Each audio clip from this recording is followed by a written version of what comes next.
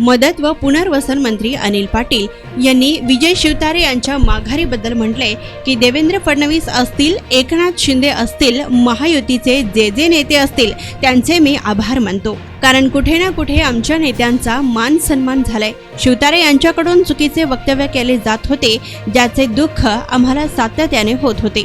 यावर पडदा टाकण्यासाठी महायुतीच्या लोकांनी जे जाणीवपूर्वक प्रयत्न केले त्या महायुतीच्या सर्व नेत्यांचं तसेच शिवतारे यांचे मी मनापासून आभार मानतो असे ते म्हणत गुण्या गोविंदांनी सर्वांनी महायुतीच्या उमेदवाराचा प्रचार करावा असे सर्वांना आवाहन करतो असे देखील अनिल पाटील यांनी म्हटले।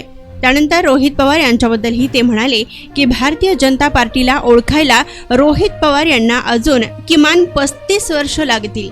भारतीय जनता पार्टीचा माणूस तर भाजपाला उमेदवाराला सोडणारच नाही, मात्र भाजपला मांडणारा महायुतीला सोडणार नाही।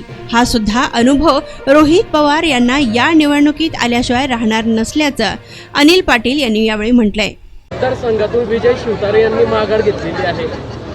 नाही, मी खरोखर राज्याचे जे नेते असतील, एकनाथ शिंदे साहेब असतील, देवेंद्र फडणवीस साहेब असतील, महायुतीचे जे नेते असतील त्यांचं मनापासून या ठिकाणी आभार मानतो, धन्यवाद मानतो की कुठे ना कुठे आमच्या नेत्याचं त्या ठिकाणी मान सन्मान झालेला आहे।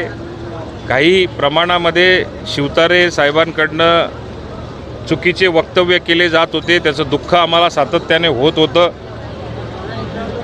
त्याच्यावर कुठेतरी पडदा टाकल्यामुळे महायुतीच्या नेत्यांनी जे जाणीवपूर्वक प्रयत्न केले, मी शिवतारेंचे या ठिकाणी मनापासून आभार मानतो आणि महायुतीच्याही नेत्यांचे आभार मानतो आणि गुण्या गोविंदाने आपल्या महायुतीचा प्रचार आपण सगळ्यांनी मिळून करावा अशी अपेक्षा करतो। छगन भुजबळ म्हणतायत की महायुतीने सांगितल्यास मी लोकसभा लढवेन। आमचं उमेदवार भुजबळ साहेब काय म्हणले हे काही मी बघितलेलं नाही आहे, पण आम्हाला जास्तीत जास्त जागा मिळाव्या।